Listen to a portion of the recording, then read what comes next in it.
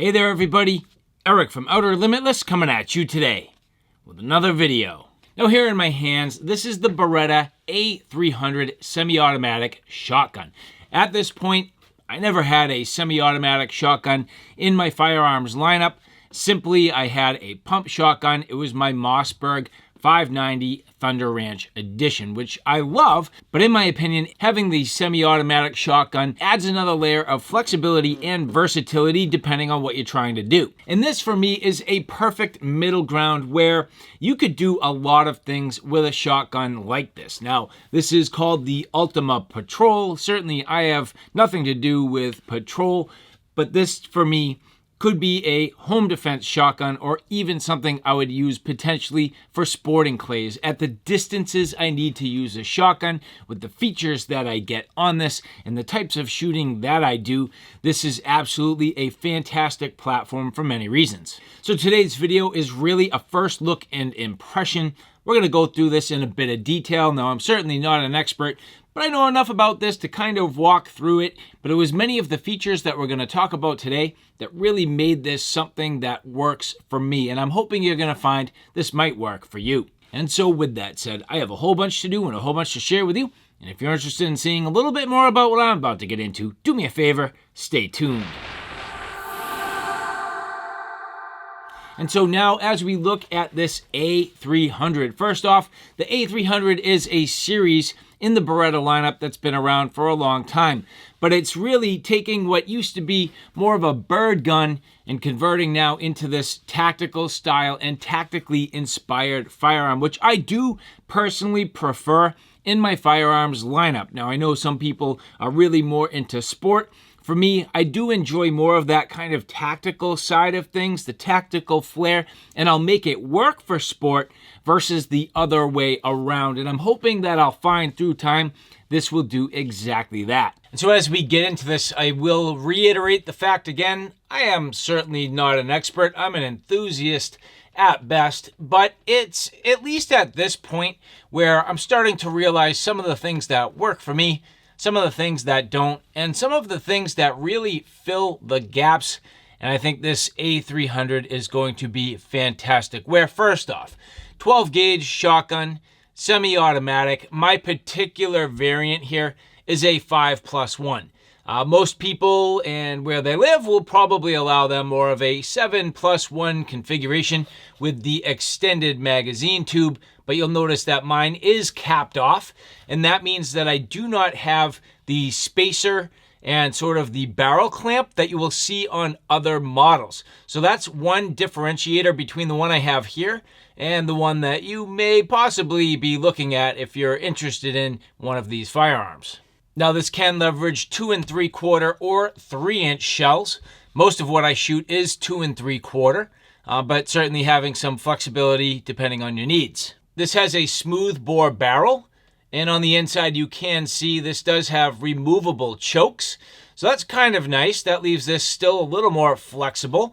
I will have to do a bunch of practice and a bunch of patterning to understand what this can do in its stock configuration, and even to determine whether or not it's worth changing out any of these chokes in the first place. So for me, it'll probably be a while before I even attempt that, but at least this does have the flexibility and ability to change them if you so choose.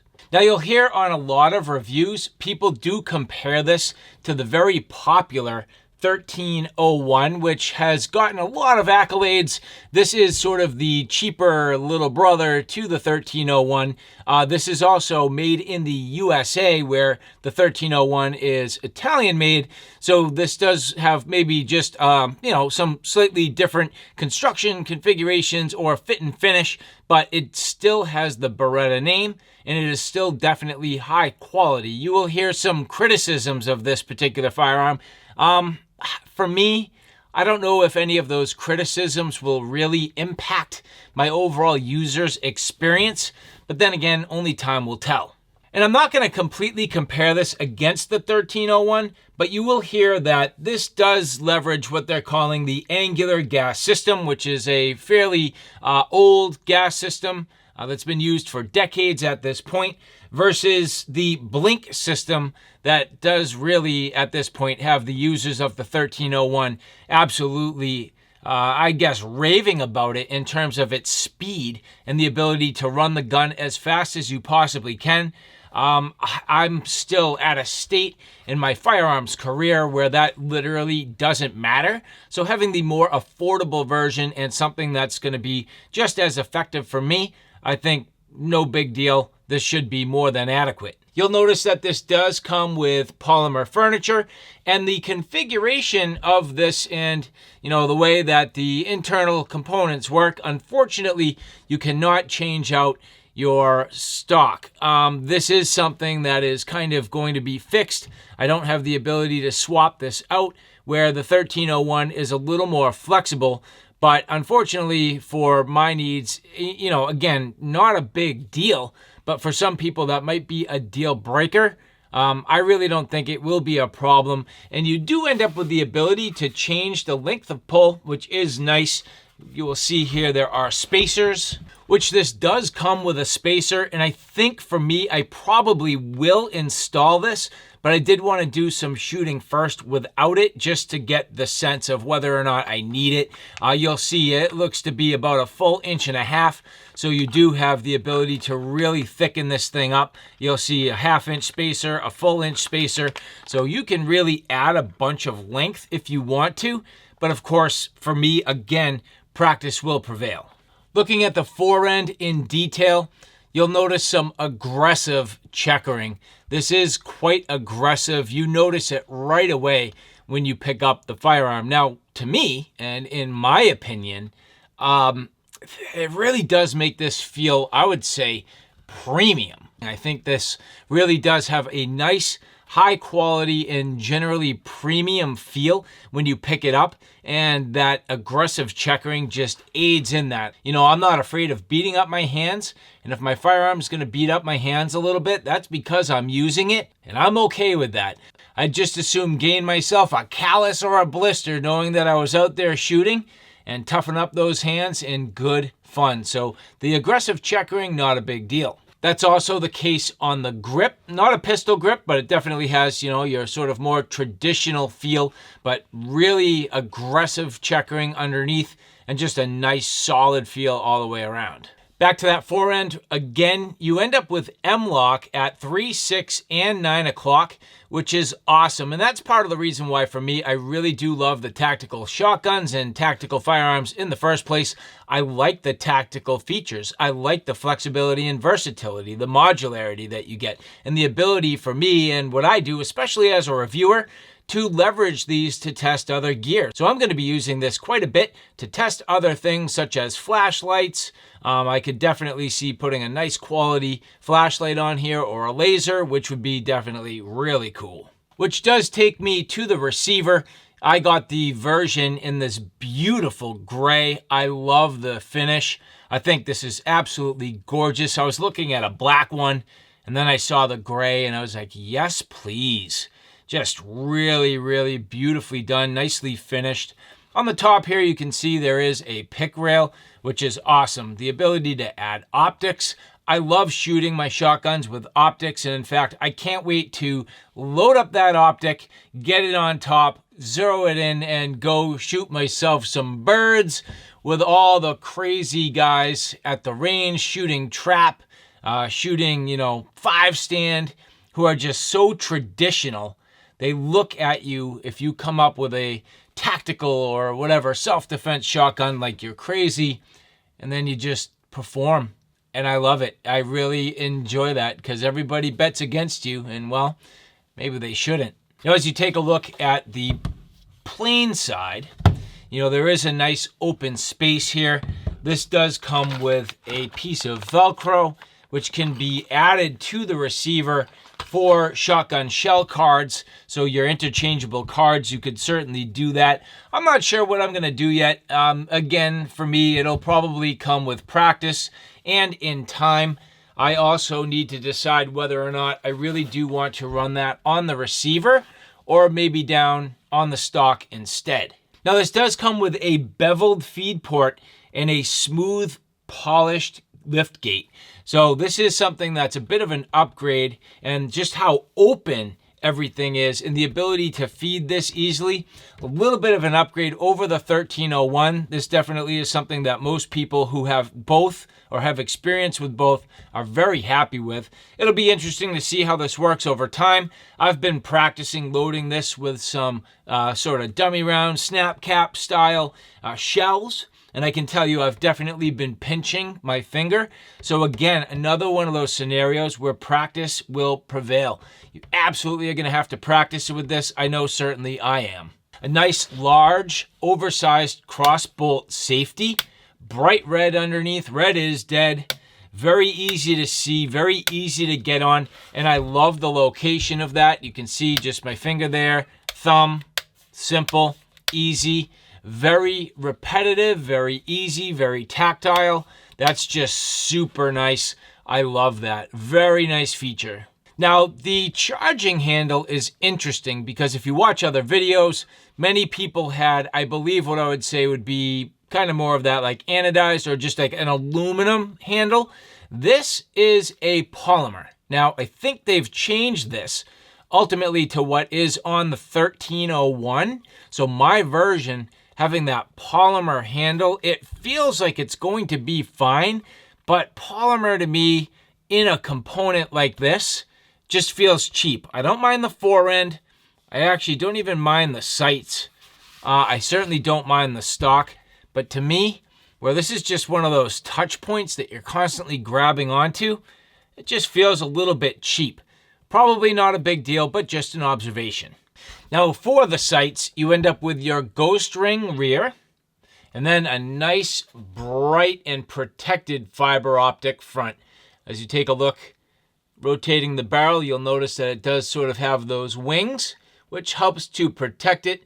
And as you look through the ghost ring onto that fiber optic sight, it is nice and bright. I can't wait to get this outside and give it a try. In terms of the barrel length, this is a 19-inch barrel, so you can see nicely powder coated. Some people have complained about the durability of the barrel coating. I'm not sure, and I don't care. For me, I don't mind a little hard use patina, and if this thing gets beat up, that's just because I'm using it.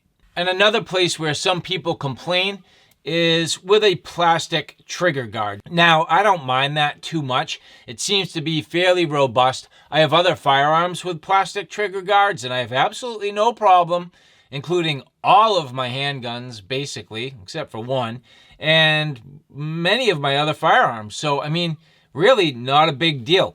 Good quality feeling trigger.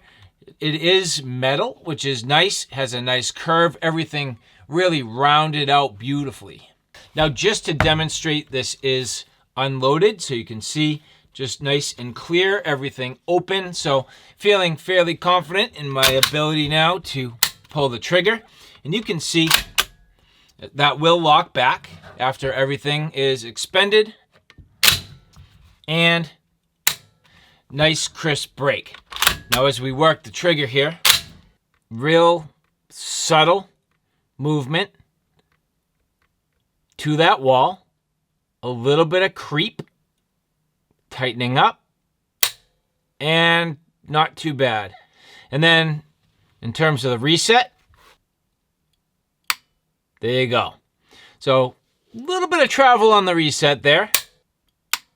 There you go. Now here I have some dummy rounds, which I'm going to use for this portion of the demonstration. So again, as we load these in, you'll see if you're not careful, it's kind of easy to get your thumb pinched in there, but just kind of working through it. Again, this is a little bit sort of upside down, but 3, 4, and you'll see again, it's just not being careful. You get your thumb kind of pinched in there. And 5. Now, there's your 5. Check this out. I have 5 rounds in the tube, and now when I go to rack this, you'll notice it didn't pick up a shell, right? That's a little bit funny, but it is a feature. And I kind of learned about this watching a Langdon Tactical video where they went through all this, and I thought it was like, take it or leave it, but kind of interesting. Now, this will not pick up a shell until you either pull the trigger or press this little release button down here and then utilize the lifter to bring it into the chamber. But what this does allow you to do is maybe pick up a different type of load. So let's just say I had, for example, a whole series of maybe 5 bird shot, and maybe I wanted to throw buckshot or a slug in here real quick. Well, I can do that by racking this back, throwing in my additional shell, and now it's in. So let's just say now it's my buckshot. Take my shot, and it will now cycle. And that didn't go because I kind of short stroked it, but there you go.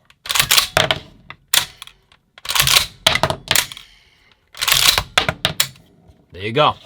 So that gives you the example that would come back, expend the shell, and lock in the open position. And so I don't really know yet exactly how I feel about that feature, whether or not it's an asset or a liability. Bottom line is this. Well, it's an asset if you really want to kind of take advantage of the fact that A, you do have the ability to kind of leverage that feature in a pinch to make a game time decision on what type of load you want your first load to be. The other thing that's actually fairly beneficial is the fact that if you wanted a little added level of safety and security, just in terms of maybe, having this thing loaded with them in the tube and not accidentally chambering around, there is something to also be said for that. So in some ways, it might be considered safer, but in other ways, it's probably considered less safe if you do plan on using this for self-defense.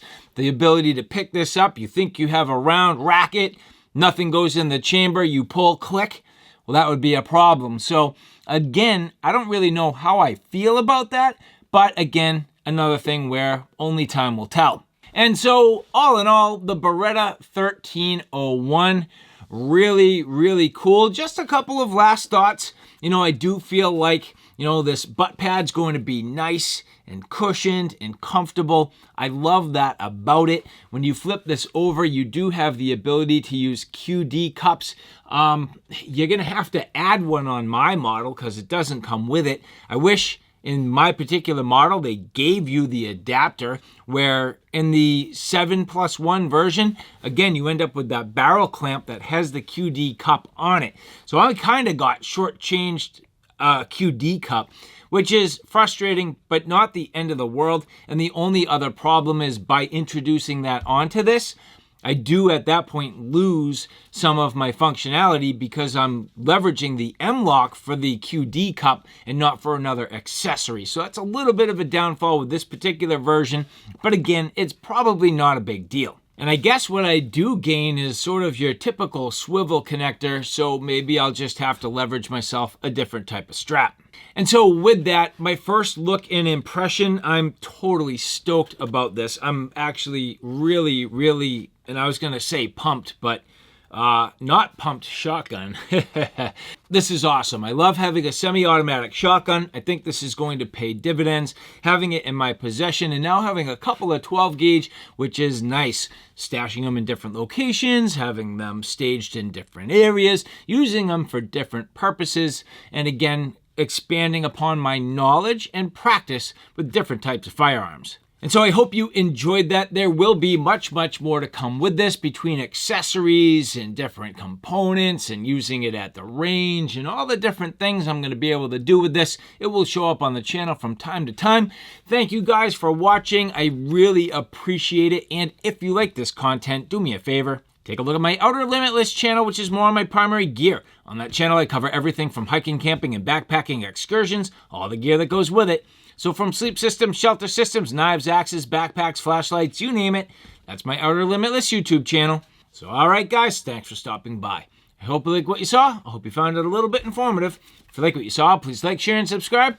And as always, thanks for stopping by. Take care now. I'll see you soon.